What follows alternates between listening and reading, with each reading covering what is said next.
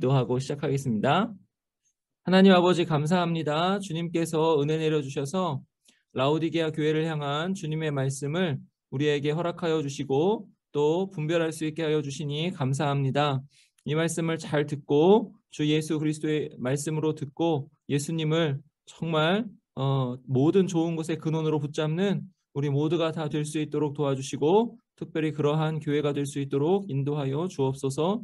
예수님의 이름으로 기도하옵나이다. 아멘. 네, 여기 라오디게아가 어떤 도시인가 먼저 좀 살펴볼게요. 라오디게아는 소아시아 서남부의 부유한 상업 도시였습니다. 교통이 굉장히 발달되어 있는 도시예요. 요지에 위치한 도시예요. 그래서 교통상의 이점 때문에 금융업과 무역업이 발달하여 막대한 부를 축적했습니다. 윤기나고 또 부드러운 최상급 양모를 생산하는 모직 산업이 발달했고요. 그리고 의과대학을 가지고 있었는데 부르기아 가루로 만든 유명한 안약을 지중해 일대에 판매하여 엄청난 수익을 냈습니다. 라오디게아 인근에는 이제 앞에 있는 라오디게아가 어떻게 부유한가를 말씀하고 있고요. 그 뒤에 라오디게아 인근에는 골로새와 히에라볼리라는 지역이 있었습니다. 골로새에서는 차가운 물이, 히에라볼리에는 뜨거운 온천수가 흘렀습니다. 그러나 이 두 지역의 물을 도관을 통해 끌어와야 했던 라오디게아에서는 미지근한 물을 먹어야만 했습니다. 예수님께서 라오디게아 교회의 신앙이 차지도 뜨겁지도 않다고 하셨을 때 바로 이 역겨운 물맛을 떠올리게 됩니다. 라오디게아 교회는 경제적으로 부유해서 넉넉한 환경이었으나 영적으로는 미지근해졌습니다.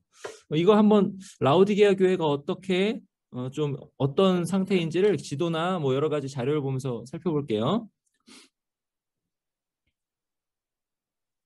여기 보시면은 소아시아 7교회가 어디에 위치해 있는지를 이렇게 잘 나타내주고 있는 지도인데요. 여기 처음에 봤던 에베소, 그 다음에 서머나, 그 다음에 버가모, 두아디라, 사데, 빌라델비아, 그 다음에 여기가 라오디게아 이렇게 됩니다. 그리고 요런 선들 있잖아요. 이렇게 나온 이렇게 선들, 이런 선들. 이렇게 내려오는 선들, 이렇게 내려오잖아요. 이런 선들이 그때 당시 로마의 그 도로를 뜻하는 거예요. 그래서 이런 도로가 지나가는 거를 이렇게 가르쳐 주는데 어떠세요? 요 도시들이 다 이 도로의 요충지에 있습니다. 그래서 그 굉장히 요충지에 있는 그런 도시들이고 이 도시들의 교회가 세워졌습니다. 그러니까 교회를 어디에다 세워야 하는가 했을 때는 이런 요충지에다가 세워야 되는 거죠. 이런 도시들에다가 교회를 세워야 되는 거예요. 그래야 이제 교회가 복음을 능력 있게 전할 수 있으니까. 그런데 그런 요충지 중에 요충지가 바로 라오디게아예요. 라오디게아 이렇게 여기 있는데 여기가 비시디아라고 돼 있잖아요. 이쪽으로 쭉 가면 비시디아 안디옥이 나와요. 비시디아 안디옥. 그리고 비시디아 안디옥에서 이렇게 해서 에베소로 이렇게 가는 길에 여기에 라오디게아가 있는 거죠. 그리고 이 라오디게아 북쪽으로는 히에라폴리스가 있고요. 남쪽으로는 골로새가 있어요. 이 길이 이제 어떻게 생겼는지 뒤에서 사진으로 보겠습니다. 이게 지금 사도 바울의 3차 전도 여행이에요. 사도 바울의 3차 전도 여행인데 여기가 비시디아 안디옥이거든요. 비시디아 안디옥. 요 비시디아 안디옥에서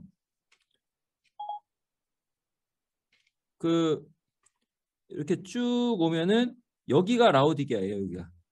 여기가 히에라볼리, 그다음에 여기가 골로새, 여기가 라오디게아.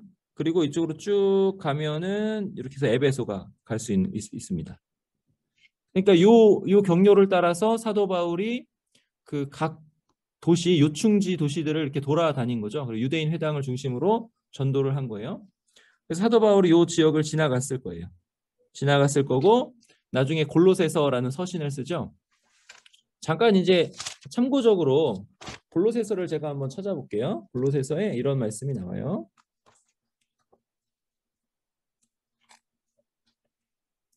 골로새서 4장인데요.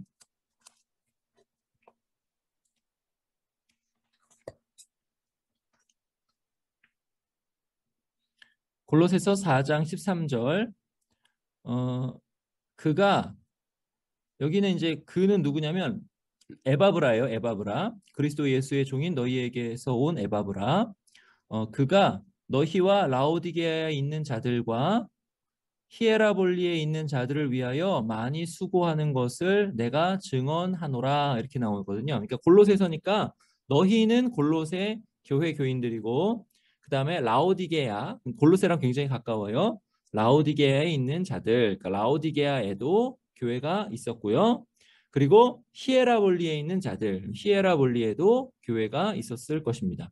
그래서 요 세 도시는 하나로 묶여요. 묶여서 사도 바울이 골로새서를 써서 보낼 때 이거를 읽으라고 해요.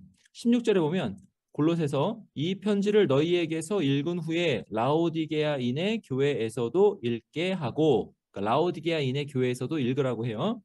또 라오디게아로부터 오는 편지를 너희도 읽으라. 사도 바울이 라오디게아에도 편지를 쓴 것 같아요. 근데 그 편지는 전해져 내려오지는 않아요. 근데 라오디게아에도 편지를 썼고 그 편지를 골로새 교인들도 읽으라, 이렇게 말씀합니다. 그래서 히에라볼리, 라오디게아, 골로새, 요거는 가깝게 있는 도시구나. 9km, 14km 이렇게 떨어져 있어요. 그래서 굉장히 가까운 그러한 도시입니다. 그리고 아까도 말씀드렸듯이 그 히에라볼리에서는 따뜻한 물, 뜨거운 물, 그 다음에 골로새에서는 시원한 물, 차가운 물이 이렇게 나왔어요. 아까 그 길 말씀드렸는데요. 이쪽으로 이렇게 쭉 가면 이렇게 소아시아로 가는 거예요. 소아시아로 쭉 가는 길이고, 양쪽에 이렇게, 이게 골짜기고요. 이렇게 골짜기고 이렇게 산이 이렇게 있어요. 가는 길이에요. 그러니까 요 길을 따라서 가는 거죠. 지금 이렇게 골짜기가 펼쳐져 있습니다. 그리고 여기도 고지대이고요. 지금 여기도 고지대입니다. 그러니까 이쪽 비시디아 안디옥 쪽에서 이렇게 가서 이쪽으로 소아시아 쪽으로 이렇게 가는 겁니다. 길이 이렇게 펼쳐져 있고요. 그리고 이거는 골로새에서 찍은 건데, 높은 산에서 흘러내려오는 그 물을 이렇게 보여주는 거예요. 이게 지금 잘 안 보이긴 하는데 굉장히 깨끗하고 맑은 물이 흐른다고 해요. 굉장히 차갑다고 합니다. 왜냐하면 해발 2,700m 정도의 그 산에서 눈 녹은 물이 흘러내려와서 그래요. 그래서 이 물이 이렇게 쫙 흐르고 있어요. 해발 2,700m 산 위에 눈이 녹은 물이 골로새로 흘러 들어왔다는 거죠. 굉장히 맑고 시원한 물입니다. 이제 여기가 골로새였고요. 이제 히에라볼리예요. 히에라볼리. 히에라볼리는 빌립 집사가 순교한 곳이라고 알려져 있어요. 히에라볼리. 근데 이 히에라볼리가 지금은 파묵칼레라고 이제 그 불리거든요. 파묵칼레. 그래서 터키에서는 굉장히 유명한 관광지입니다. 히에라볼리 전경이에요. 이 하얀 거 있죠? 하얀 거. 이 하얀 거. 이게 이제 눈이 아니라 그 칼륨이 이렇게 굳은 거라고 해요. 칼륨. 여기 근데 온천수가 이렇게 계속 지금도 나오고 있습니다. 그래서 이게 지금 35에서 36도씨 정도 되는데, 이게 왜 그렇게 되냐면 온천수가 이렇게 높은 곳에서 이렇게 계속 이렇게 흘러내려오거든요. 이렇게 온천수가 흘러내려오면서 식은 거예요. 식어서 이제 36에서 38, 35에서 36 정도 되는 따뜻한 온천수가 이렇게 흘러내려오고 있어요. 지금 여기 반짝반짝반짝 빛나죠? 여기가 반짝반짝 빛나는 게 물이 흐르고 있어요. 여기에 지금도 물이 위에서 이렇게 흘러서 내려오는 거예요. 온천수가. 그리고 그 물 안에 있는 칼륨 성분이 이렇게 흰색으로 쫙 굳어져 있는 거예요. 여기 이제 목화의 성, 이게 파묵이 목화란 뜻이고 칼레가 성, 어떤 캐슬이라는 뜻인데, 목화가 굉장히 하얗잖아요. 그래서 여기 하에서 이렇게 부른 거예요. 파묵칼레라고. 여기가 히에라볼리입니다. 그래서 히에라볼리의 뜨거운 물, 이 바로 이런 뜻이에요. 그리고 아까 골로새의 차가운 물은 눈 녹은 물 이거예요. 지금 여기 보시면은 여기 이렇게 높이 이렇게 돼 있는 데가 여기가 히에라볼리예요. 북쪽으로는 히에라볼리고 이렇게 남쪽으로 가면은 골로새예요. 골로새. 그리고 여기서 이쪽으로 오는데 여기가 비시디아 안디옥이고요. 이쪽으로 가면 에베소인 거예요. 에베소. 그래서 동서남북의 교통의 요충지였습니다. 그리고 골로새가 원래는 이제 중요한 도시였는데 라오디게아가 신도시로 개발이 되면서 교통의 요지니까 신도시로 개발이 되면서 골로새가 조금 손해를 많이 봤다고 해요. 그러니까 라오디게아는 신도시 성격을 가지고 있고 교통의 요충지에 세워진 도시고 굉장히 부유한 도시다라는 거죠. 얘 도시를 발굴한 건데요. 이렇게 컸다고 합니다. 여기가 원형 경기장 터라고 해요. 발굴이 그렇게 많이 되어 있지는 않은데 그래서 발굴하는 과정에 있다고 합니다. 지금도. 그리고 이거는 라오디게아에 있는 비잔틴 시대의 교회인데요. 굉장히 큰 교회라고 해요. 내부가 어떻게 생겼냐면 이렇게 생겼습니다. 교회 내부가. 기둥이 이렇게 크고 높게 솟아 있고요.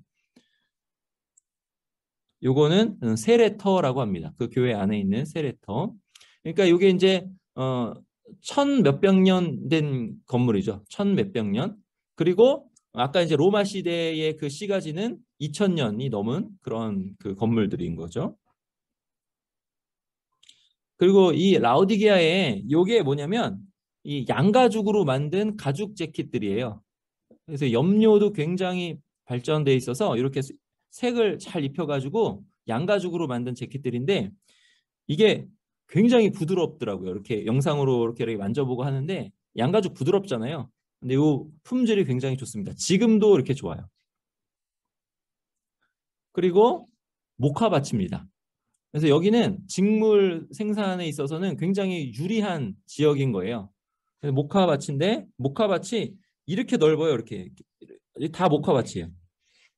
뭐 옆에도 목화밭이고 뭐 이쪽에도 목화밭이고 다 목화밭이에요. 그리고 이렇게 생겼습니다. 목화가. 네. 하얗게 이렇게 눈처럼 이렇게 돼 있죠. 파묵칼레 목화의 성이라고 하는데 이 하얀 옷을 만들 때 사용되는 실. 그리고 여기 이제 이 목화를 이렇게 꽈가지고 실을 만든다 이걸 이제 보여주는 거예요. 그리고 실제로 그 지금도 라오디게아에는요 터키 최대의 모직 공장이 이렇게 있어요. 그래서 라오디게아라는 지역이 얼마나 옷을 생산하는 데 있어서는 이렇게 발달된 지역인가라는 거죠.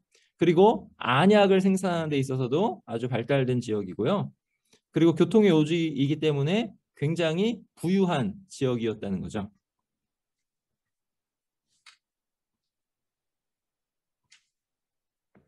네, 그러면 2번 보겠습니다. 예수님께서는 자신을 아멘이시요 충성되고 참된 증인이시요 하나님의 창조의 근본이신 이라고 하십니다. 아멘, 참되다, 진실하다 라는 뜻이죠. 그리고 말씀하신 대로 이루어져야 참되다라고 할 수 있죠. 예수님은 모든 약속을 다 이루시는 진리의 하나님이십니다. 이사야 65장 16절에 진리의 하나님 이렇게 나오는데 그 원문에는 아멘 하나님 이렇게 나와요. 계속 예수님은 충성되고 참된 증인으로서 굉장히 중요한 말이죠. 증인 굉장히 중요한 말이에요. 그래서 이것을 통해서 라오디게아 교회에 하신 말씀 내가 차지도 아니하고 더웁지도 않다라는 말씀이 무슨 뜻인가 라고 했을 때 그거는 증언을 제대로 하지 못한다 이런 뜻이다 이거예요. 그래서 예수님께서 증인이라고 소개하시는 것부터가 라오디게아 교회에 의미심장하게 소개하시는 거죠. 너희의 증언이 차지도 않고 더웁지도 않다, 뜨겁지도 않다라는 거죠. 증인으로서. 근데 이 증인은 어떤 증인이냐 했을 때는 계속 말씀드렸듯이 죽음과 부활을 통해 하나님을 이렇게 드러낸 증인인 거죠. 죽으시고 부활하신 증인이에요. 예수님은 하나님의 창조의 근본이십니다. 첫 창조와 새 창조의 근원자이세요. 허물과 죄로 죽었던 사람들을 새로운 피조물로 만드시고 장차 새 하늘과 새 땅을 창조하시는 그 예수님이십니다. 교회가 생명력과 진정한 부요함을 지니려면 예수님을 모셔야 합니다. 그래서 이 구절을 가지고 이렇게 풀었는데요. 그럼 구절을 한번 살펴볼게요.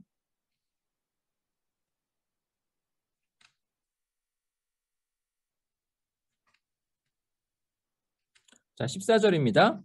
라오디게아 교회의 사자에게 편지하라. 아멘이시오. 충성되고 참된 증인이시오. 하나님의 창조의 근본이신 이가 이르시되, 이렇게 나옵니다.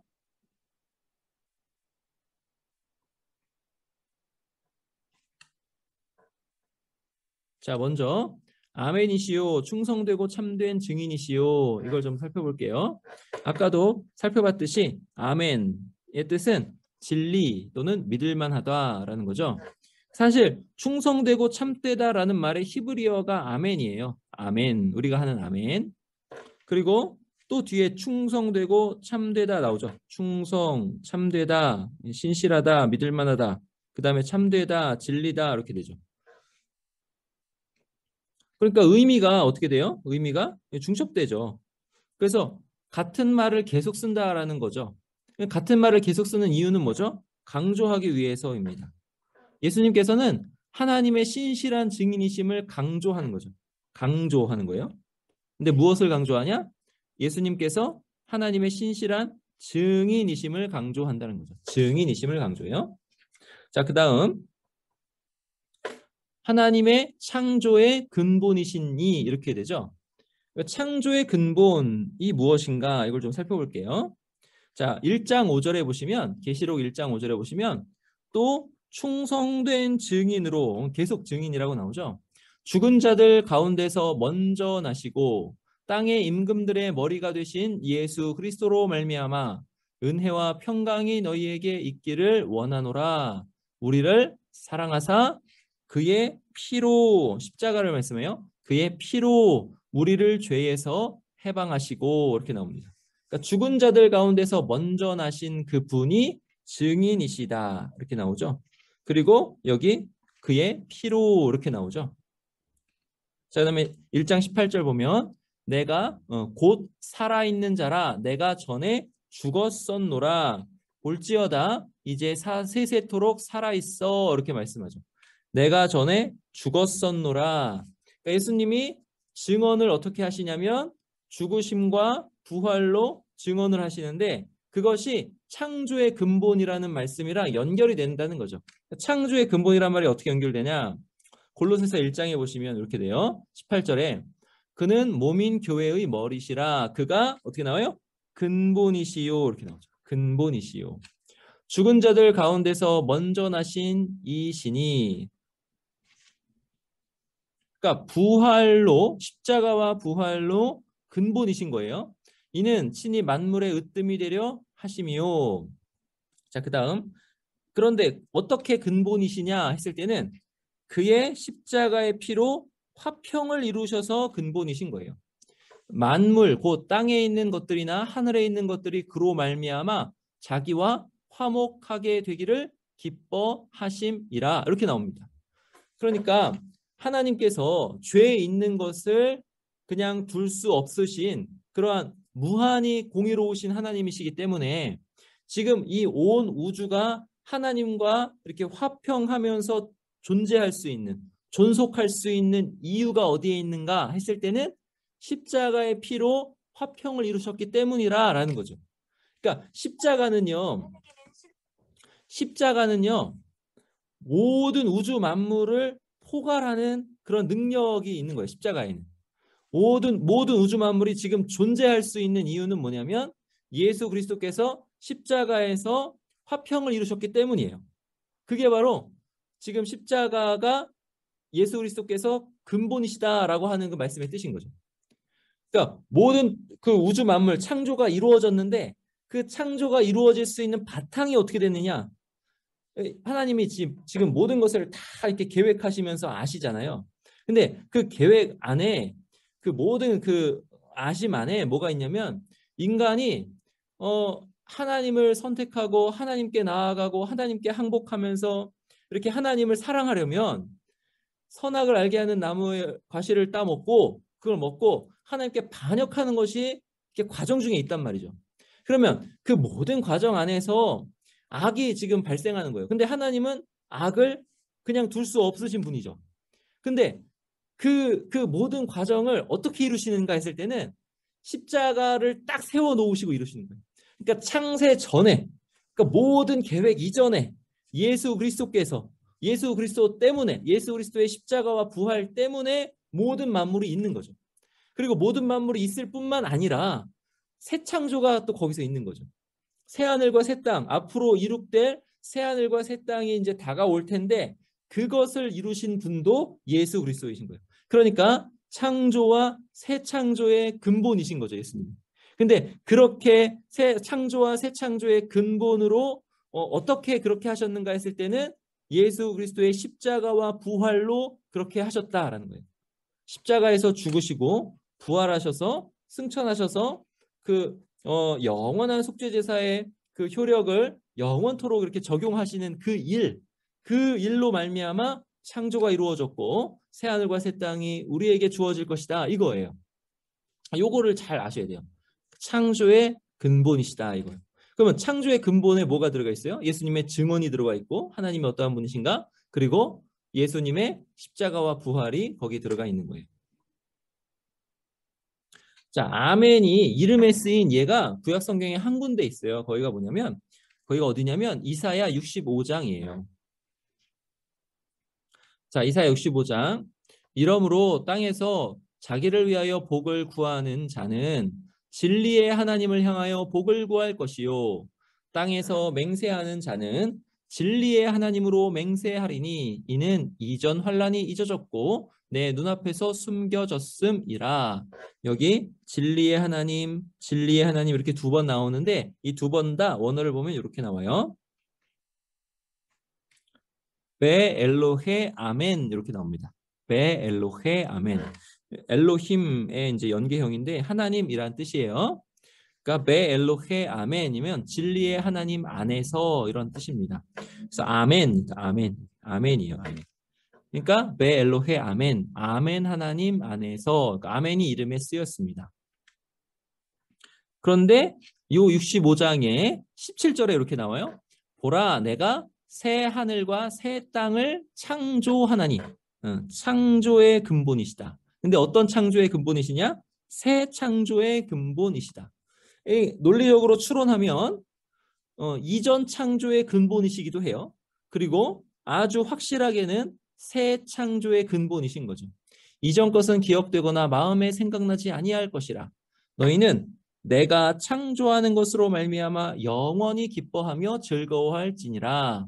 보라, 내가 예루살렘을 즐거운 성으로 창조하며 그 백성을 기쁨으로 삼고. 그러니까 예루살렘도 새 예루살렘으로 창조되는 거예요. 새 창조.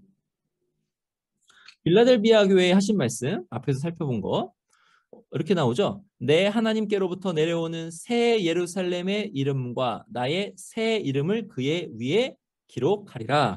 여기 새 예루살렘, 새롭게 창조된 예루살렘이라는 의미죠. 그러면 새 창조 안에 있는 예루살렘인 거죠. 그러니까 새 예루살렘. 그럼 요 창조를 누가 하신 거예요? 예수 그리스도께서 하신 것이고 예수 그리스도께서 그 창조의 근본이시죠. 십자가와 부활과 승천과 제위로 인해서 그렇게 근본이신 거예요. 그러면 라오디게아 교회가 결여하고 있는 게 뭐냐 했을 때는 이 예수님의 증언과 같은 충성된 증언에 있어서 라오디게아 교회가 결여하고 있다라는 거죠. 라오디게아 교회는 이런 충성된 증언이 없었다라는 거예요. 그럼 예수님은 어떻게 증언하셨는가 했을 때는 십자가와 부활로 증언하셨습니다. 그렇게 모든 창조 세계를 이루셨습니다. 그러면 이렇게 창조의 근본이신 이가 했을 때 이 창조 세계를 진정으로 누리는 것은 무엇인가 했을 때는 예수 그리스도를 온전히 붙잡는 것, 예수 그리스도의 십자가와 부활 그거를 붙잡고 예수 그리스도를 믿음으로 예수 그리스도를 증언하는 것, 이게 바로 모든 창조 세계를 이루는 데 있어서 아주 가장 핵심인 거죠. 근데 라오디게아 교회는 그것이 라우디게아 교회에는 그것이 없었다. 이것을 예수님이 소개해서부터 말씀하시는 거예요.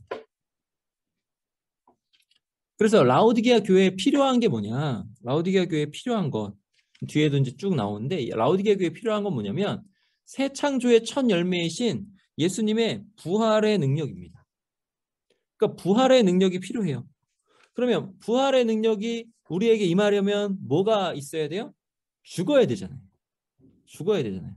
나의 것이 아무것도 영적인 선을 행하기에 또는 증언을 하기에 하나님을 나타내기에는 이것이 쓸모가 없습니다라고 죽는 것이 필요합니다. 근데 그것이 라우디게아 교회는 없었으니까 이 부활의 능력도 없는 거죠. 그럼 왜 라우디게아 교회는 부활의 능력이 부족했을까? 이런 의문을 가지고 또 살펴보겠습니다. 예수님은 라우디게아 교회가 차지도 뜨겁지도 않다고 책망하셨습니다. 라우디게아 교인의 신앙은 제대로 믿는 것도 그렇다고 안 믿는 것도 아닌 어중간한 믿음이었어요. 예수님께서는 교회가 차든지 뜨겁든지 하기를 원하신다라고 말씀하십니다. 그러니까 찬 거, 뜨거운 거 두 개 다 좋은 거예요. 차가우면 안 돼, 뜨거워야 돼, 뭐 이런 식으로 이제 설명하시는 분들도 있었던 것 같은데 그게 아니라 찬 것도 좋은 것이고 뜨거운 것도 좋은 거예요. 그럼 나쁜 건 뭐예요? 미지근한 것. 이게 나쁜 거예요. 주님은 미지근한 라오디게아 교회를 토하여 버리겠다고 하십니다. 그들의 신앙과 행위를 받아줄 수 없다는 거죠. 근데 이제 주님의 이 말씀이 라오디게아 교인들에게 얼마나 생생하게 들렸을까요? 라오디게아 교인들은 그 수로관을 통해서 오는 그 미지근한 물의 맛을 알았다는 거죠. 그러니까 그것을 가지고 주님이 책망을 하시면서 되게 현실감 있게 말씀을 하시는 거예요. 근처에 골로새의 차가운 물, 그리고 히에라볼리의 뜨거운 온천수, 이거와는 달리 그들에게 있는 물은 미지근해가지고 먹기 힘든 물이에요. 지금 이제 예배, 그 다음에 기도, 봉사, 뭐 헌신 이런 거 말씀하시는데요. 여기서 핵심 메시지는 뭐냐면요. 핵심 메시지는 뭐냐면 증언이에요, 증언.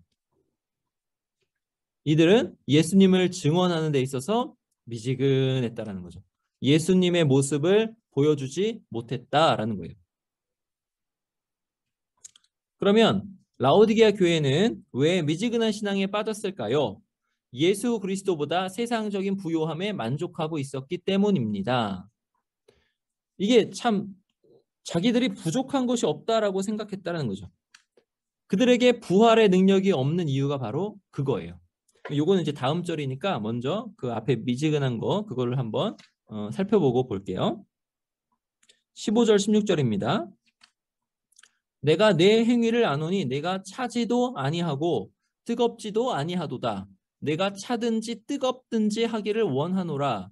내가 이같이 미지근하여 뜨겁지도 아니하고 차지도 아니하니 내 입에서 너를 토하여 버리리라. 이렇게 말씀하죠. 내가 차든지 뜨겁든지 하기를 원하노라. 아까 말씀드렸던 건데 여기 보시면 요 북쪽에 높은 고지대에 히에라폴리스가 있어요. 히에라볼리. 그리고 남쪽에 여기도 고지대에서 이렇게 떨어지는 곳인데 골로새가 있어요. 그래서 요 높은 곳에서 물이 이렇게 골로새로 흘러 들어옵니다. 이거는 아주 차갑고 생기를 북돋아주는 물이에요. 생명수 같은 물이에요. 히에라볼리는 온천수예요. 여기는 온천수라서 뜨겁고 치유에 효과가 있는 물이에요. 근데 이게 9km 정도 되는 라오디게아로 이렇게 수로를 통해서 내려오고요. 이 14km 정도 되는 라오디게아로 골로새로부터 이렇게 내려와요. 수로로. 그러면 이 차가운 물도 미지근해지고 뜨거운 물도 미지근해지는 그런 데 위치해 있는 거죠. 라오디게아가. 히에라볼리의 온천수는요. 눈과 피부와 관절에 치료 효과가 있습니다. 그래서 이 히에라볼리에는 이렇게 뒤쪽에 무덤들이 이렇게 있는데요. 못 고치는 병을 가진 사람들이 히에라볼리에 와서 고치려고 하는 거예요. 그래서 고쳐지면은 살아서 나가고 못 고치면 거기서 이제 죽어서 무덤에 묻히는 거죠. 히에라볼리의 온천수는 이렇게 치료 효과가 있었습니다. 그리고 골로새의 시원한 물은 굉장히 맑고 깨끗하고 시원해서 생기를 북돋아주는 효과가 있었어요. 생명을 이렇게 활성화시키는 그런 효과죠. 라오디게아는 교통의 요지로서 점점 도시가 커지고 발달했습니다. 부요하니까요. 그런데 치료의 물이나 온천수, 그다음에 생수의 근원 골로새의 물과는 떨어져 있었어요. 그래서 라오디게의 물은 미지근했습니다. 근데 이것이 라오디게아 교회가 그 주변에 미치는 영향과도 같다라는 거죠. 그 도시의 불신자들은 영적인 치료도 못 받았고 생기도 생명도 받지 못했어요. 왜요? 라오디게아 교회의 증언이 무기력했기 때문에 그렇다는 거죠. 증언 문제예요. 증언 문제. 예수님을 어떻게 증언하는가.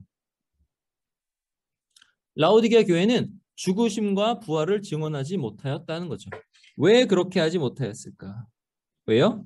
네가 말하기를 나는 부자라 부요하여 부족한 것이 없다. 이 상태에 있었기 때문이죠. 죽으심과 부활을 증언하려면 자기의 부족함을 깨닫고 예수 그리스도를 붙잡아야 되는데 그렇게 해서 나에게서는 선한 것이 없고 예수 그리스도에게서만 선한 것이 나옴을 그렇게 증언해야 되고 예수님으로부터 이렇게 입는 혜택, 그런 은택, 그런 은택들을 자꾸 경험하면서 그 은택들을 자꾸 다른 사람들에게 이렇게 나타내 보여야 되는데 그것이 없고 뭐예요? 스스로 부자, 부요하다 이렇게 되는 거예요. 그러니까 십자가의 죽으심과 부활을 증언하지 못하는 거죠. 내가 쓸모가 없고 내 십자가를 지고 나의 사형틀을 매면서 내가 죽고 예수 그리스도가 사시는 그런 부활을 증언해야 되는데 그것을 경험할 수가 없는 거죠. 왜요? 이미 나는 부자이니까. 이렇게 되는 거예요. 자, 영적으로 곤고하고 가련하고 그다음에 가난하고 눈멀고 벌거벗었지만 알지 못했다라는 거예요. 알지 못했다. 상업과 옷감 산업, 안약이 발달해서 그들은 잘 입었고 잘 먹었고 잘 살았어요. 아주 건강하게. 그렇기 때문에 자기들은 그래서 영적으로도 부요하다라고 생각한 거죠. 물질적인 풍부함을 영적인 풍부함으로 착각했다라는 거죠. 근데 실상은 물질적으로 풍부함은 영적으로 풍부함을 채우지 못합니다. 오히려 믿음, 또 신앙 이런 것에 관심이 적어지고요. 예수 그리스도를 간절히 찾지 않게 됩니다. 재물의 부자가 영혼의 거지가 될 수 있다. 이것을 우리가 기억해야 하는 거죠.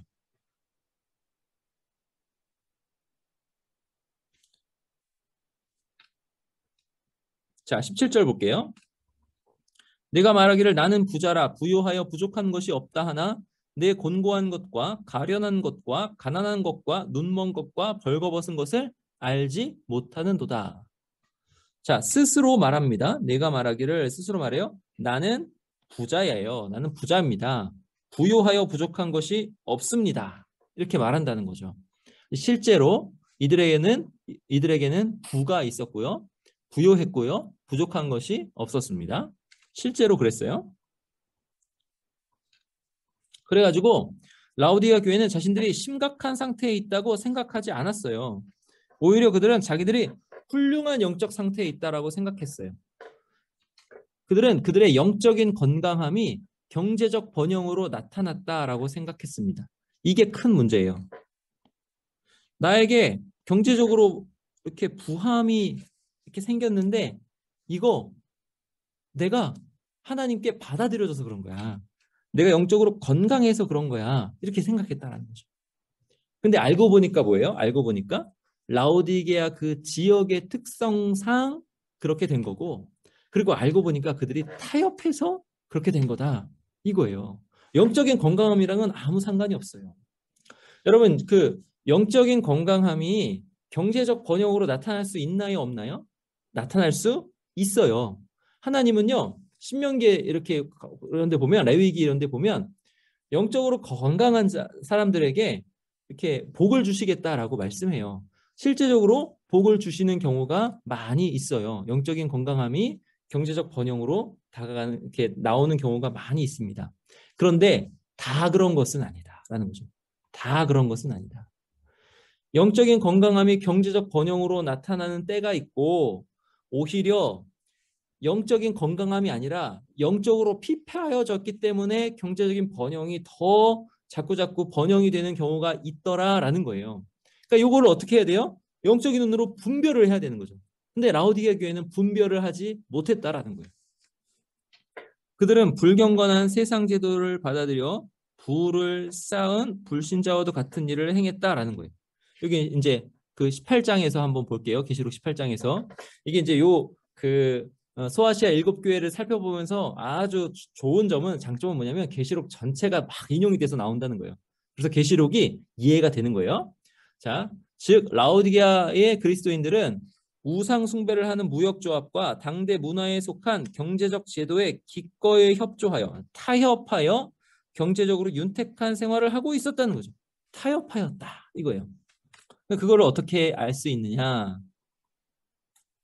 자, 요한계시록 18장입니다. 그 음행의 진노의 포도주로 말미암아. 여러분 음행 나왔어요? 우상 숭배 맥락에서 자주 나오는 단어입니다. 만국이 무너졌으며 또 땅의 왕들이 그와 더불어 음행하였으며 이 그는 바벨론이에요. 바벨론. 창세기에서부터 요한계시록까지 하나님을 대적하는 세상을 가리키는 단어 바벨론이에요. 땅의 상인들도 그 사치의 세력으로 치부하였도다. 이 단어 치부하였도다. 나는 부자라 했을 때 그 단어랑 같은 단어예요. 치부하였도다. 그러니까 어떻게 치부하였어요? 우상 숭배의 그 타협으로 치부한 거죠. 바벨론의 그 제도에 타협함으로 치부한 거죠. 다니엘과 세 친구로 생각하면 그들이 그 왕의 여러 가지 제도에 타협하여서 치부하였다. 다니엘과 세 친구는 타협하지 않았기 때문에 고난을 당했는데 그들이 만약에 타협하였으면 거기서 높은 관직에 올라가서 떵떵거리며 살 수 있었다. 그런 식이죠. 그런 식으로 그 사치의 세력으로 치부하였다. 이렇게 나온다는 거예요. 여기도 나오죠. 15절. 바벨론으로 말미암아 치부한 이 상품의 상인들이 자, 아까 라오디게아 상업이 굉장히 발달해 있어요. 교통이 요충지기 때문에 상인들이 이렇게 나오고 19절 여기 보세요. 이 큰 성이요 바벨론이에요. 바다에서 배 부리는 모든 자들이 너의 보배로운 상품으로 치부하였더니 보배로운 상품 또 앞에 보면 뭐 사치의 세력 이렇게 되는데 치부하였다. 부자가 됐다. 나는 부자라. 같은 단어로 쭉 설명하는 거예요. 그러면 나는 부자라 했을 때 그 말은 뭐냐면 우상 숭배의 세력과 타협하여서 부를 쌓았다라는 뜻이라는 거죠. 이게 이제 호세아를 또 인유한 건데 호세아에서도 나와요. 호세아 12장 7절에 그는 상인이라 손에 거짓 저울을 가지고 속이기를 좋아하는다. 이 속이는 것, 거짓 저울 하나님이 굉장히 싫어하시는 거거든요. 근데 이들이 왜 이렇게 할 수 있냐면 이들이 부라는 것을 우상 숭배했기 때문에 그래요. 바알을 숭배한 거죠. 바알을 숭배하면서도 이들은 바알을 숭배한다고 생각 안 하고 하나님을 숭배한다고 생각했거든요. 혼합주의라는 거예요. 타협. 에브라임이 말하기를 나는 실로 부자라. 이거를 사도 요한이 가지고 오는 거예요. 인유해서. 호세아 시대를 생각나게 하는 거죠. 내가 재물을 얻었는데 내가 수고한 모든 것 중에 죄라 할 만한 불의를 내게서 찾아낼 자 없으리라. 이게 무슨 소리예요? 내가 부자인 게 내가 의로워서 부자가 됐다라는 거예요. 근데 실제로는 어떻게 부자가 된 거예요? 타협해서 우상숭배에 타협해서 부자가 된 거죠. 호세아서에서요. 이스라엘은 그들의 물질적 풍요를 그들이 섬기는 우상이 내려준 혜택으로 여겨요. 근데 이 우상을 내려준 혜택으로 여기는데도 한쪽으로는 하나님을 또 같이 섬기는 거예요. 호세아 2장 8절 곡식과 새 포도주와 기름은 내가 그에게 준 것이요 하나님이 준 것이요 그들이 바알을 위하여 쓴 은과 금도 내가 그에게 더하여 준 것이거늘 그가 알지 못하도다. 하나님이 주신 것을 가지고 바알을 위하여 쓰는 거죠. 그러니까 이들이 우상 숭배의 체계 안에서 혼합주의로 바알도 숭배하고 하나님도 숭배하는 그런 처지에 있으면서 내가 부요하게 되는 거는 거기서부터 이렇게 나온다라는 거죠. 그러면서도 자기는 의롭다 이렇게 생각하는 거예요. 왜? 나는 부자니까. 이렇게 의롭다. 결과로서 원인을 판단하는 거예요. 근데 꼭 부유하다는 결과가 영적으로 아주 풍성하였고 영적으로 바르게 있었기 때문이었다. 그것을 보장하지 못한다는 거죠. 우상숭배적 혼합주의를 바른 믿음이라고 여겼다는 거예요. 왜요? 부자니까. 사도 요한은 라오디게아의 심각한 상태를 호세아서를 가지고 지적하고 있는 거죠. 그런데 대조가 되는 교회가 있죠. 어느 교회요? 서문화 교회. 내가 내 환난과 궁핍을 알거니와. 서문화 교회는 환난을 받았고 궁핍한 교회예요. 근데 왜 환난을 받고 궁핍하죠? 박해를 받기 때문이죠. 타협하지 않았기 때문에. 근데 그에 대해서 실상은 내가 부유한 자니라 이렇게 말씀하시죠.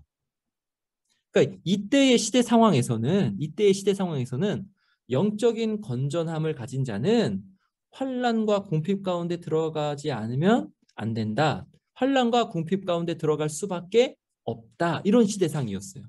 그럼 이런 시대상에서 부자라는 것은 그들의 영적인 건전함을 보증해주지 못하는데 라오디게아 교인들은 마치 호세아서에서 나온 이스라엘처럼 그렇게 생각했다는 거죠. 내가 부자니까 나는 영적으로도 건전한 사람이야. 이렇게 생각했다는 거죠.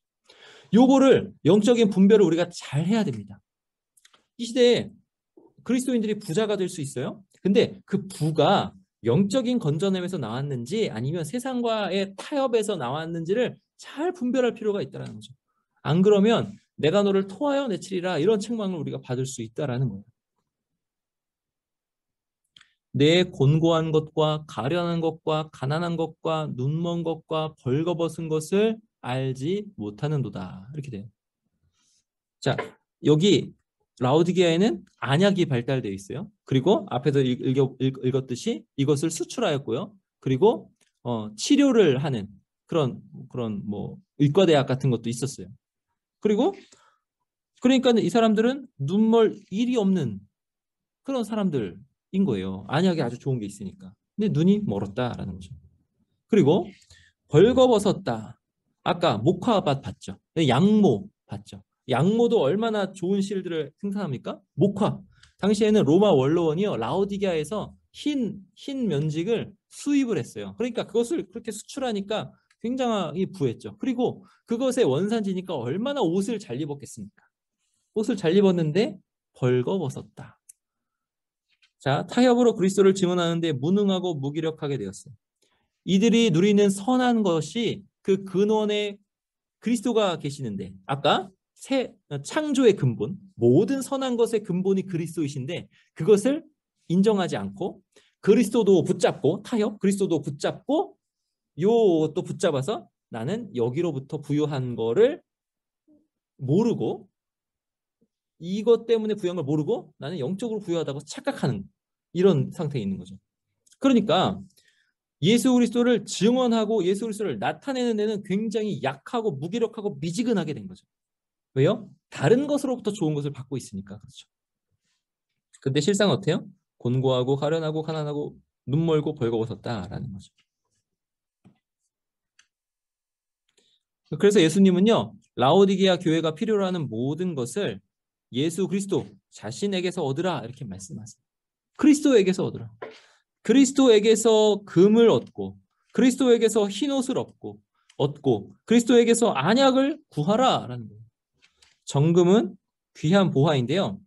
정결하게 되었다. 이거는 죄로부터 그러니까 죄가 이렇게 정련하는 과정을 통해서 이렇게 없어졌다라는 뜻이에요. 그러니까 깨끗하게 되었다. 순결하게 되었다. 죄로부터 이렇게 멀어졌다. 이런 뜻이에요. 정금. 그리스도에게는 또 모든 보화가 감춰져 있고요. 죄로 더러워진 우리의 수치는 예수 그리스도의 피로 씻은 흰옷으로만 가릴 수 있다. 진짜 흰옷은 예수 그리스도께서 주시는 것이다. 빛 대신 예수님을 모시는 사람은 영적으로 어둠이 물러가고 하나님의 영광과 거룩한 나라를 볼 수 있습니다. 그래서 이 모두는 라오디게아 교인들이 가진 재물이나 양모, 양털, 안약, 목화 뭐 이런 걸로는 결코 얻을 수 없는 것들이에요. 그러니까 우리는 영적으로 이런 것들을 얻고 누리고 있는가, 예수 그리스도만을 붙들고 있는가 이것을 생각해 봐야 되는 거죠. 그래서 예수님을 소유한 사람이 진짜 부유한 사람입니다. 예수님을 딱 붙잡은 사람이 부유한 사람입니다. 예수님은 이 모든 것을 자신에게서 사라고 하세요. 사라. 그러면 어떻게 하는 것이 참된 부유함을 사는 것일까? 이사야 선지자는요, 돈 없이 값 없이 와서 사라 이렇게 말씀해요. 이 뒤에 또 살펴볼 거예요. 값 없이 주는데 왜 사라고 하실까요? 자, 예수님은요, 일찍이 자기의 소유를 다 팔아서 감추어진 보화와 값진 진주를 사는 비유, 천국 비유를 말씀하셨어요. 천국은 내가 가진 것을 다 팔아야 된다라는 거죠. 이 뜻은 뭐냐면 나로부터는 영적으로 선한 것이 나올 수 없다라는 것을 인정하는 거예요. 나의 노력과 수고로 얻을 수 없는 것이다라는 거예요. 그러니까 나를 부인하는 거예요. 자기에게 있는 모든 것을 부인하는 거. 이게 사라, 사라. 예수 그리스도만 붙잡으라, 믿으라. 나한테 있는 것이 아니라 주님께 있는 것임을 알고 자기를 부인하고 주님께 구하라. 이게 사라라는 말씀의 뜻입니다. 여기 구절을 살펴볼게요. 내가 너를 권하노니 내게서 불로 연단한 금을 사서 부요하게 하고 흰 옷을 사서 입어 벌거벗은 수치를 보이지 않게 하고 안약을 사서 눈에 발라 보게 하라. 자, 진짜 부요는 어디 있어요? 내게서 예수님께 있다라는 거죠. 예수님께는 뭐가 있어요? 불로 연단한 금이 있고 흰 옷이 있고 안약이 예수님께 있다라는 거예요. 그러니까 우리에게 오는 모든 좋은 것은 다 예수님께 있다라는 거예요. 자, 불로 연단한 금, 모든 불순물을 제거한 금입니다. 이거는 뭐냐면 불순물 제거요. 타협하여 더럽히는 모든 것에서 구별될 것을 암시하는 거죠. 그러니까 죄가 다 불을 통해서 이렇게 나가는 거예요. 이렇게 정련돼서 나가는 거예요. 녹아 나가는 거예요. 정련한 금은 죄를 제거함으로써 생활을 순결하게 하는 것을 가리키는 성경의 관용어예요. 성경이 정련한 금을 가지고 말씀하는 건 뭐냐면 죄의 정결이고 죄의 정화입니다. 근데 죄의 정화가 어떻게 돼요? 죄의 정화가 불로 되잖아요. 불. 앞에서 나오는 불. 환란이죠. 환란. 어려움. 이거예요. 말하자면 이스라엘이 바벨론으로 끌려가서 받는 그런 환란들. 거기서 자기의 죽음을 경험하고 그리고 그 안에서 정화되어서 다시 예루살렘으로 이스라엘 땅으로 돌아오는 그런 이미지. 불, 환란인 거죠. 예수 그리스도를 믿는 믿음을 바르게 증언하려면 당시에는 환란을 받을 수밖에 없었다라는 거죠. 그래서 서머나 교회가 했던 방식 뭐예요? 타협하지 않아서 환란 당하는 방식. 그 방식으로 영적 부유함을 얻기 위해 자기 자신을 정결하게 할 필요가 있었습니다. 근데 이거는 타협하기를 거절함으로 고난과 환란 가운데 들어가서 죄가 정결하게 되는 거예요. 이게 아주 중요합니다. 그리고 흰 옷을 사서 입어. 흰 옷. 사대교회 그리스도인들 흰 옷 나왔잖아요. 어떤 사람들이에요? 우상 숭배에 참여하지 않은 사람들을 가리켜서 흰 옷을 입었다라고 말씀합니다. 자, 3장 4절인데요. 그러나 사대에 그 옷을 더럽히지 아니한 자 몇 명이 내게 있어 흰 옷을 입고 나와 함께 다니리니 그들은 합당한 자이니라. 이거 다 설명했어요. 합당한 자, 고난을 받아 합당하게 된 예수 그리스도를 뜻한다라고 그랬죠. 이기는 자는 이와 같이 흰 옷을 입을 것이요 내가 그 이름을 생명책에 결코 지우지 아니하고 그 이름을 내 아버지 앞과 그의 천사들 앞에서 시인하리라. 요 시인하리라라는 말씀에서 환난 상황에 대해서 이야기한다라는 거죠. 몸을 죽이는 사람을 두려워하지 말고 몸과 영혼을 지옥에 멸하실 수 있는 아버지를 두려워하라. 요 맥락에서 시인하리라. 요 말씀이 나오는데 그럼 그 맥락이 뭐예요? 박해의 맥락인 거죠. 박해의 상황을 염두에 둔 맥락인 거예요. 그러니까 이것을 볼 때 흰옷은 무엇을 뜻하냐 했을 때는 타협하지 않아서 박해받는 상황을 뜻하는 거죠. 자, 그 다음에 벌거벗은 수치를 보이지 않게 하고, 이 말씀이 무슨 뜻이냐?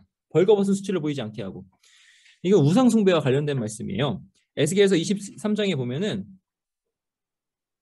그들이 미워하는 마음으로 내게 행하여 네 모든 수고한 것을 빼앗고 너를 벌거벗은 몸으로 두어서 벌거벗은 수치를 이렇게 드러내는 거예요. 근데 이걸 드러내는데 이게 왜 이렇게 드러내면 내 음행의 벗은 몸, 곧 내 음란하며 행음하던 것을 드러낼 것이라. 그래, 이게 벌거벗은 수치예요. 그러니까 이 벌거벗은 수치 안에는 뭐가 들어가 있는 거예요? 우상 숭배의 타협이 거기 들어가 있는 거예요. 그러니까 우상 숭배에 타협한 것을 드러내는 것, 이게 벌거벗은 몸이에요.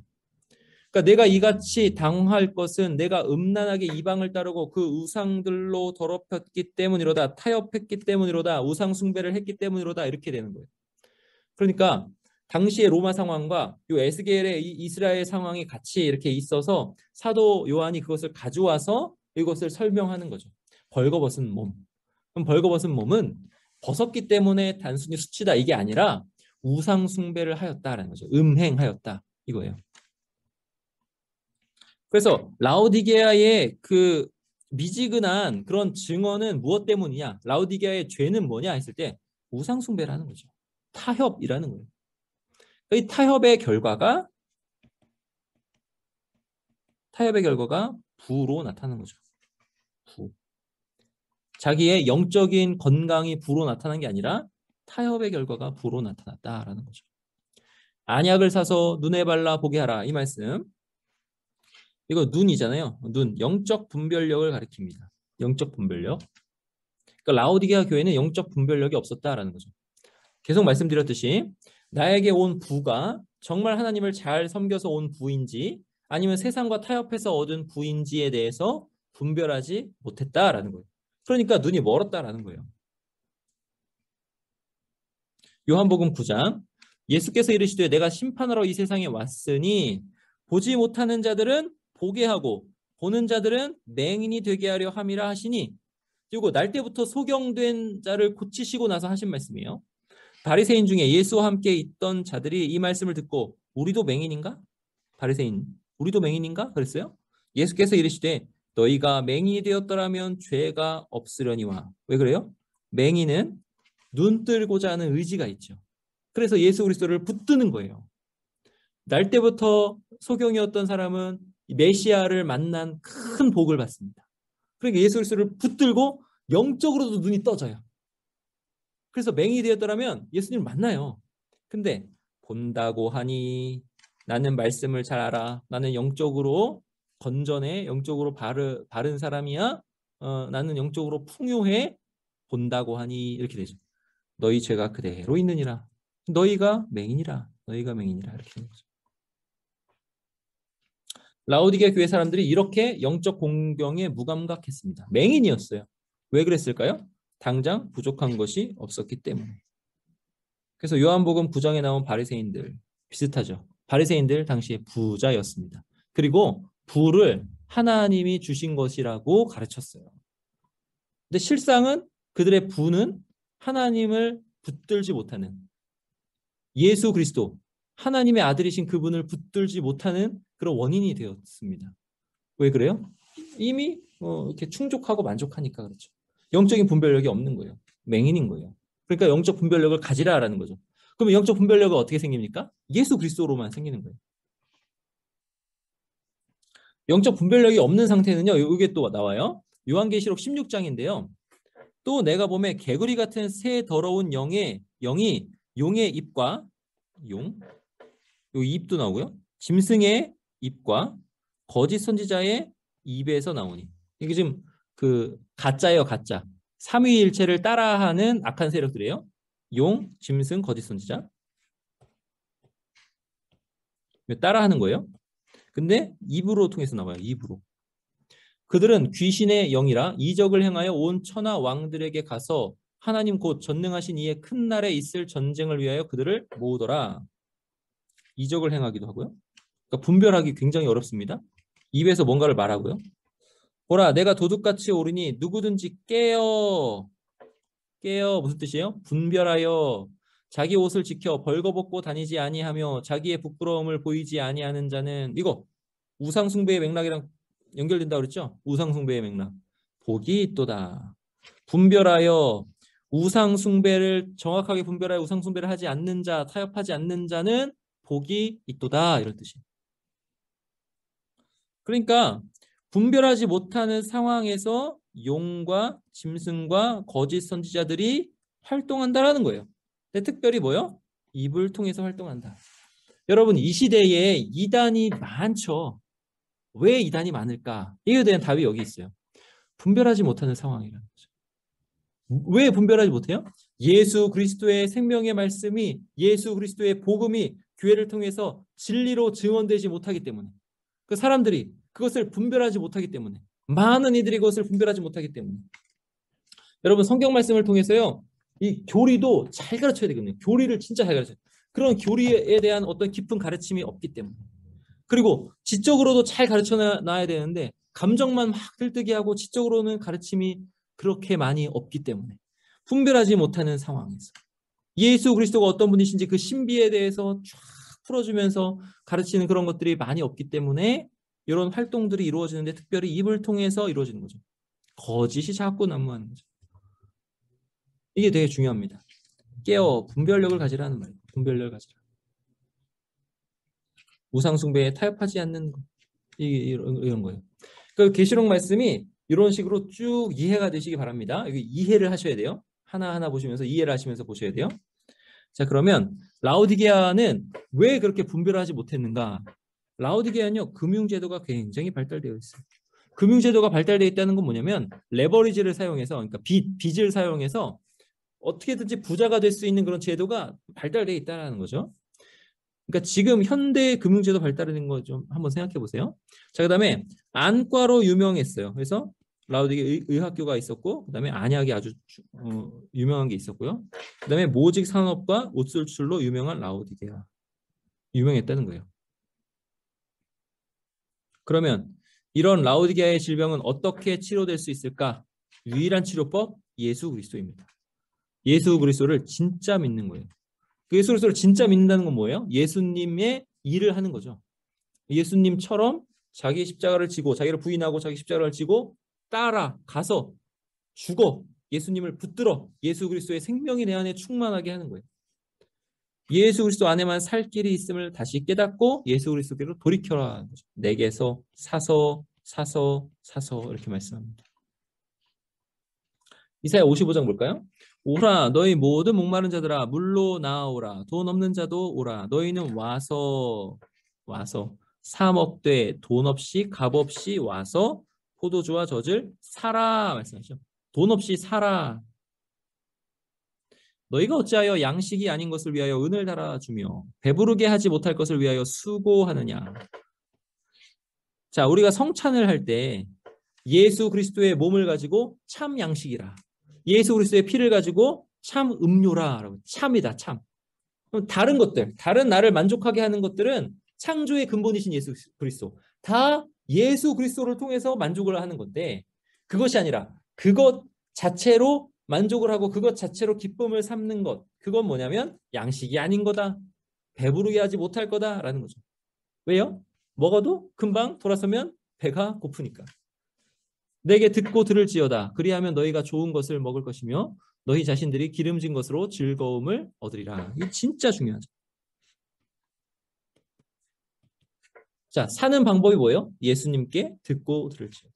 예수님의 교훈을 자꾸 듣고 분별하고 마음에 새기고 그대로 따르고, 이거예요. 또 여기 나오죠. 너희는 귀를 기울이고 내게 나와 들으라. 들으라. 이거예요. 들으라. 그리하면 너희 영혼이 살리라. 이거예요. 그러니까 복된 복음의 말씀, 복음의 강설, 예수 그리스도를 가리키는 것들을 자꾸 들어야 되는 거죠. 공부를 해야 되는 거예요. 성경 공부를 해야 되는 거예요. 그래야 분별력이 생기는 겁니다. 그리고 분별력이 생긴 대로 자기 자신을 하나하나 뜯어보고 생각하고, 부한 자가 있으면 이 부가 하나님 나라를 위해서 사용되고 있는지, 그리고 이 부가 혹시 우상 숭배의 타협에서 온 것은 아닌지 점검하고 하나하나 생각하고 분별해서, 얼마나 세상 살기가 힘들겠어요. 그게 박해의 상황이에요. 우리는 그렇게 분별하면서 살아야 됩니다. 듣고 말씀에 따라서 비추어 보고 내 삶을 생각하고, 이것이 우상 숭배를 통해서 온 것인지 아니면 진짜 하나님으로부터 온 것인지 알아서 그것을 자원 삼아서 하나님 나라를 위해서 내가 어떤 사명을 이룰 것인가를 자꾸 궁구하며 앞으로 딱딱딱 치고 나가면서 예수 그리스도를 증언해야 되는데, 그게 안 되고 있다는 거죠. 왜요? 안 들으니까. 안 들으니까. 그러니까 분별력이 없어요. 그러니까 아까 용과 짐승과 거짓 선지자의 말에서 나오는 그런 갖가지 현혹되는 말들로 현혹이 되는 거죠. 이단이 많은 거예요. 은혜라. 은혜의 뜻이 뭐예요? 은혜. 하나님께서 우리에게 값없이 주시는 것, 이거죠. 받을 만하지 않은데 주시는 것. 그리스도 안에만 진정한 부요함과 옷과 통찰, 분별력이 있습니다. 이거를 잘 생각하세요. 그래서 오늘날 교회 안에서 얼마나 그리스도께서 높아지시고 얼마나 그리스도의 말씀이 예수 그리스도를 중심으로 해서 그 말씀이 잘 가르쳐지고 있는가. 그 특별히 그 모든 말씀, 이 모든 것을 가르쳐지키게 하라 그랬잖아요. 그러면 이 세상의 경제제도와 금융제도와 그다음에 이 세상의 뭐 여러 가지 부유한 것들을 그리스도인으로서 어떻게 활용하고 어떻게 생각해서 그것들을 가지고 하나님 나라를 위해서 사용할 것인가, 이러한 것들까지 다 예수 그리스도의 십자가와 부활 안에서 이루어진 것들이니 이러한 것들까지 감사함으로 받을 수 있는 것들까지 다 가르쳐야 되는, 다 잘 가르쳐야 되는 거예요. 자, 1장에 보시면 예수 그리스도께만 있는데 그게 뭐예요? 예수 그리스도를 묘사할 때 1장이 이렇게 해요. 촛대 사이에 인자 같은 이가 발에 끌리는 옷을 입고. 자, 옷이 누구에게 있어요? 예수 그리스도께 있어요. 가슴에 금띠를 띠고, 금이 예수 그리스도께 있어요. 그의 머리털 희기가 흰 옷, 희기가 흰 양털 같고 눈 같으며 정결함, 흰 것, 예수 그리스도께 있어요. 그의 눈은 불꽃 같고 불로 연단한 금. 그리고 눈이 불꽃 같으니 통찰이 예수 그리스도께 있어요. 그럼 이것을 다 예수 그리스도 안에서 얻으라라는 거죠. 네, 여기까지입니다. 네, 그러면은 기도하고 우리 또 적용되는 것들 한번 나눠보도록 하겠습니다. 기도하겠습니다. 하나님 감사합니다. 주님께서 은혜 내려주셔서 라오디게아의 영적 상황을 통해서 우리가 예수 그리스도를 얼마나 더 열심히 붙잡아야 되는지에 대해서 가르쳐 주시니 감사합니다. 그리고 우리가 우상 숭배와 타협하면서 세상의 방식과 타협하면서 부한 것인지, 아니면 정말 예수 그리스도의 방식으로 영적으로 부요함 안에서 부한 것인지를 생각하게 하여 주시니 감사합니다. 하나님, 부자나 가난한 자나 다 예수 그리스도 안에서 구원을 얻을 수 있으나 우리가 가진 부가 우리를 영적으로 눈멀게 하여서 예수 그리스도를 붙들지 못하게 하는 것이 되지 말도록 우리를 불쌍히 여겨 주옵소서. 우리에게 분별력을 허락하여 주셔서 오직 모든 좋은 것은 예수 그리스도로부터만 온다는 것을 깊이 믿고 깨닫고 주님을 온전히 붙잡고 주님처럼 이 땅에서 사는 데 있어서 쉽게 살려고 하지 않고 어렵게 살며 주님처럼 그 죽음을 불사하며 내 십자가를 지고 사형틀을 지고 사는 우리가 다 될 수 있도록 도와주시옵소서. 감사드리고 주 예수 그리스도의 이름으로 기도하옵나이다. 아멘.